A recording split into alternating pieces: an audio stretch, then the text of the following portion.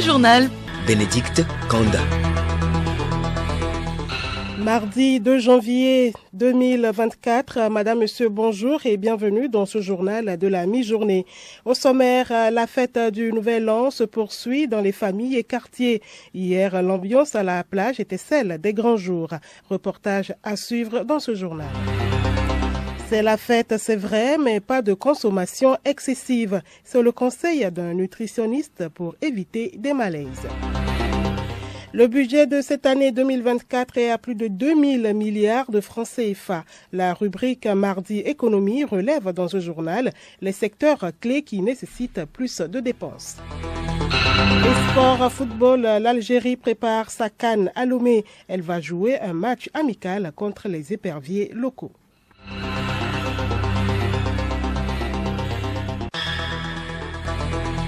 radiolomé.tg. Bienvenue à tous. Comme annoncé dans le titre, la fête de Nouvel An se poursuit dans les familles et quartiers ce mardi. Hier, l'ambiance était celle des grands jours à la plage. Reportage Mathias Gbegbenny.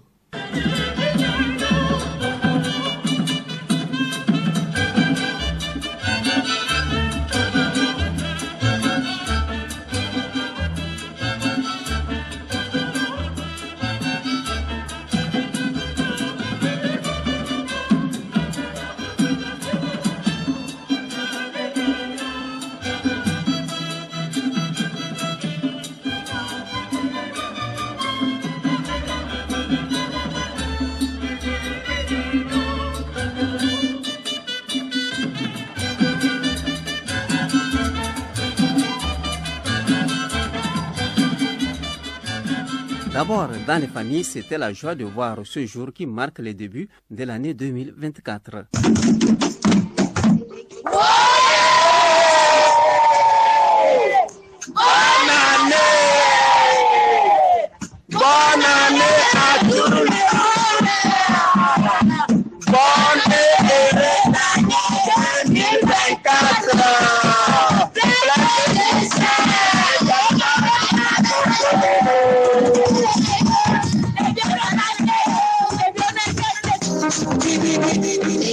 L'après-midi, la plage était bondée de monde qui rendait ainsi grâce à Dieu pour les avoir gardés en vie jusqu'à ce jour.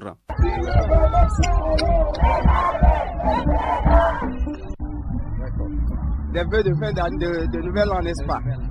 Oui, je voudrais d'abord remercier le Seigneur qui nous a donné la vie toute l'année et qui nous a encore renouvelé cette chance de voir cette nouvelle année encore.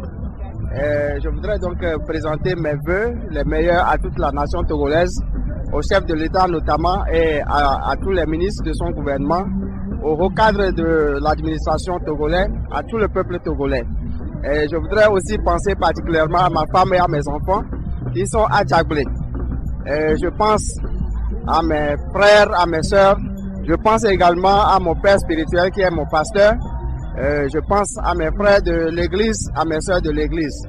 Et donc, je crois que je voudrais que l'année là soit vraiment soit une année de prospérité, une année de paix pour tout le peuple togolais, mais une année également de prospérité pour chacun d'entre nous parce que sans cela, vraiment, c'est difficile de vivre. Pour cette année, les vœux pour moi, c'est un vœu de santé pour tout le monde.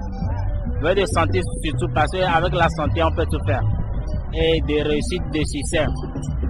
Il faut que tout le monde cette année se batte fort pour que ce qu'on n'a pas pu réaliser dans les années précédentes, cette année, que ce soit fait. Donc, je remercie Dieu pour la vie de tout le monde et je donne gloire à Dieu et que cette année soit prospère pour tout le monde. Merci. Nous vous souhaitons une très magnifique année 2024. Que la santé, la prospérité abonde sur toutes les familles et que Dieu nous accorde la prospérité. Nos affaires puissent marcher et nous souhaitons également bonnes choses et la protection divine pour nos dirigeants, les gouvernants, que la sagesse comble leur vie de chaque seconde. Qu'il y a la paix dans les familles.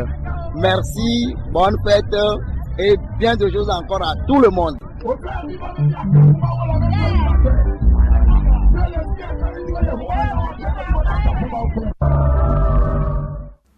l'entrée dans la nouvelle année a été marquée par le lancement des feux d'artifice un peu partout sur le territoire national. Le plus géant s'est déroulé à la Colombe de la Paix. Retour sur ce moment avec Geneviève Pognon. Effectivement, la nouvelle année a été accueillie dans une euphorie à la Colombe de la Paix de Lomé, où ont été lancés de gigantesques feux d'artifice dans la nuit du 31 décembre 2023 au 1er janvier 2024. La Colombe de la Paix était bondée de monde. Pour la circonstance, ce lancement de ces feux d'artifice a été voulu par la présidence de la République.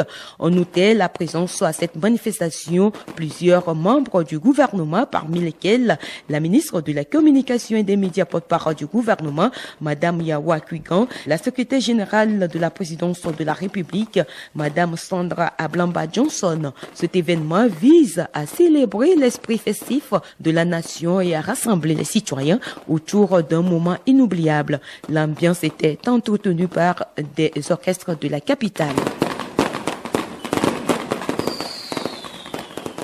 Geneviève Pognon, la ville de Kara a également connu le lancement des feux d'artifice. Le point avec Léontine Tedéo de la Top Kara. Toutes les couches socio-professionnelles de la Kara ont accueilli favorablement l'arrivée de 2024 dans la joie, la prière et l'espérance. C'était à travers plusieurs manifestations, notamment la réjouissance populaire autour du lancement des feux d'artifice. À 0h, les feux d'artifice lancés à Pia et sur l'esplanade du palais de congrès de Kara ont conquis le ciel pendant une trentaine de minutes. Le regard du public nombreux sur les lieux était admiratif par rapport au crépitement d'étincelles des feux multicolores dans le ciel. De part et d'autre, personne ne voulait se faire compter ce premier jour de la nouvelle année. Jeux de pétards et cris de bonne année, l'on pouvait lire sur les visages des uns et des autres la joie d'être compté en 2024. Outre ces deux sites mouvementés, les bars les plus chauds de la ville. Dans ces lieux également inondés, les gens au rythme de la musique et sous l'effet de la consommation de diverses boissons se sont laissés emporter par la joie d'accueillir la nouvelle année.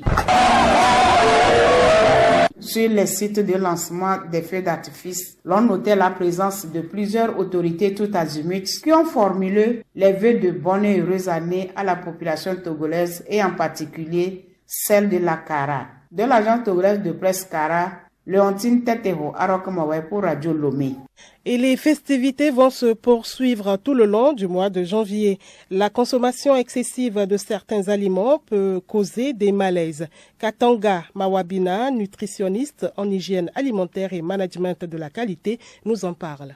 De nombreux repas copieux et gras servis chaque année à l'occasion des fêtes entraînent une augmentation des maladies. Si par exemple vous enchaînez les excès d'aliments gras et l'alcool durant les fêtes, ainsi que le chocolat, ces aliments sont difficiles à digérer. Or, le foie est un filtre chargé d'éliminer les toxines que l'on ingère. Et lorsque celui-ci se trouve débordé, l'organisme fera alors en sorte d'éliminer les toxines le plus vite par le vomissement, les diarrhées, et en cela on va parler de crise de foie. Secondo, nous pouvons aussi avoir comme maladie l'excès de cholestérol, puisque durant ces périodes de fête, nous consommons tellement les viandes, les graisses animales. Ces aliments-là font élever le taux du mauvais cholestérol, va entraîner l'encrassement et le rétrécissement des artères, ce qui va augmenter les risques des AVC et des crises cardiaques.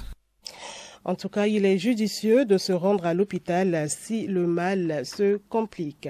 Économie à présent, plus de 2000 milliards de francs CFA, c'est le budget exercice 2024. Cette loi de finances connaît une augmentation de 10,3% par rapport à celle de l'année dernière. Les priorités sociales ont amené l'État togolais à franchir le cap de 2000 milliards pour son budget.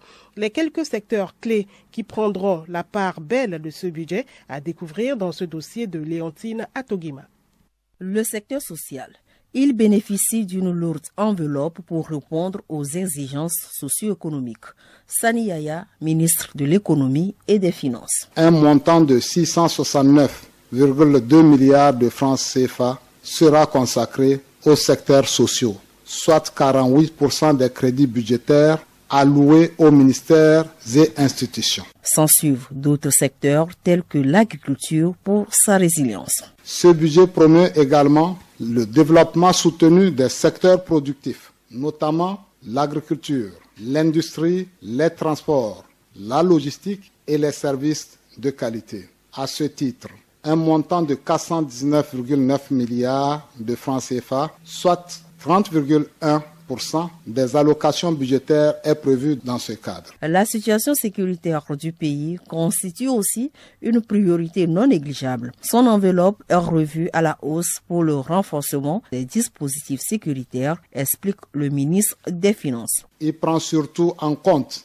les défis sécuritaires, notamment l'équipement et les dotations des dépenses de fonctionnement des forces de défense et de sécurité afin de leur donner la plénitude de leurs moyens, des moyens appropriés pour la protection de notre pays. L'organisation des prochaines élections législatives et régionales est inscrite dans le budget. Un montant de plus de 300 milliards de francs CFA est consacré pour ces scrutins. Le journal Bénédicte Kanda.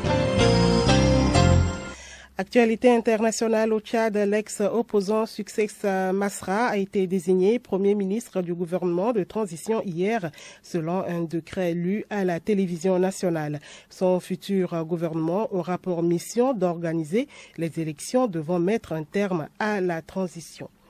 Au Ghana, cette période de nouvelle année est propice aux prophéties de malheur, des prophètes qui annoncent des catastrophes imminentes. Dans son sermon du 31 décembre, par exemple, le pasteur Isaac Osuwu Bempa a encore prédit le chaos. Sans l'intervention divine, le scrutin présidentiel pourrait dégénérer en bain de sang, a-t-il déclaré. Des prêches susceptibles de menacer l'ordre public. La loi sur les infractions pénales de 1960 interdit en effet la communication de prophéties apocalyptiques, susceptibles de semer la peur et la panique. Malgré les alertes des autorités, les prophéties de malheur continuent. Et puis, puissant tremblement de terre au Japon, le bilan a grimpé à 48 morts.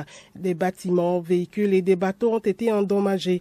Les autorités ont averti les habitants de certaines régions ce mardi de rester loin de leurs maisons en raison du risque de nouveaux tremblements de terre violents. Sans transition, l'actualité sportive, football, les éperviers locaux ont entamé dimanche leur stage en vue du match contre les Fennecs d'Algérie à Lomé. À l'issue de la séance, Kader Koubadia a livré ses premières impressions. Il est le sélectionneur des éperviers locaux. Vous savez, c'est une sensation forte. C'est toujours mieux d'être dans son élément. Certes, on n'est plus joueur professionnel, on n'est plus joueur sur les champs, mais voilà, on est toujours dans le milieu, on est dans le sport.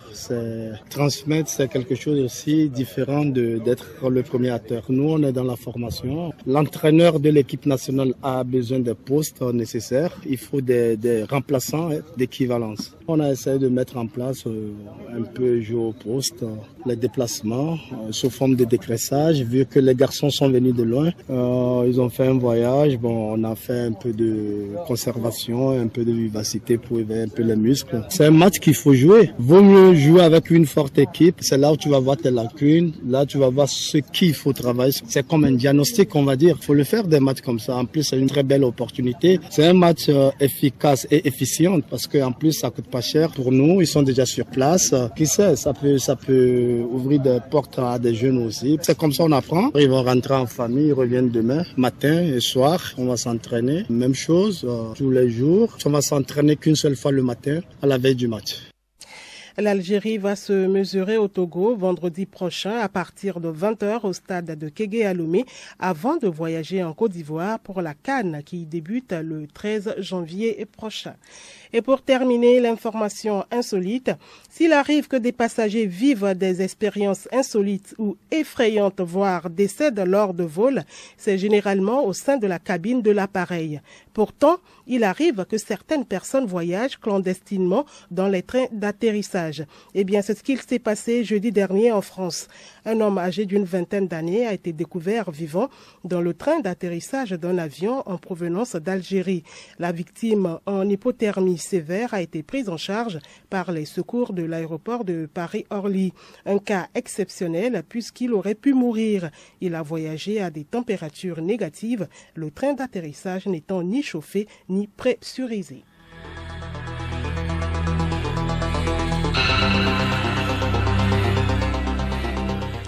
Madame, Monsieur, voilà, c'est la fin de ce journal. Merci de l'avoir suivi. Il a été question dans cette édition de la fête du Nouvel An qui se poursuit ce mardi dans les foyers et quartiers. C'est la fête, c'est vrai, mais pas de consommation excessive. C'est le conseil d'un nutritionniste pour éviter des malaises. On a parlé également économie dans ce journal. Le budget de cette année 2024 est à plus de 2000 milliards de francs CFA. La rubrique Mardi économie a relevé dans ce journal les secteurs clés qui nécessite plus de dépenses. Et puis en sport, l'Algérie prépare sa CAN à Lomé. Elle va jouer un match amical contre les éperviers locaux. Bonne suite de journée à l'écoute de programme de Radio Lomé.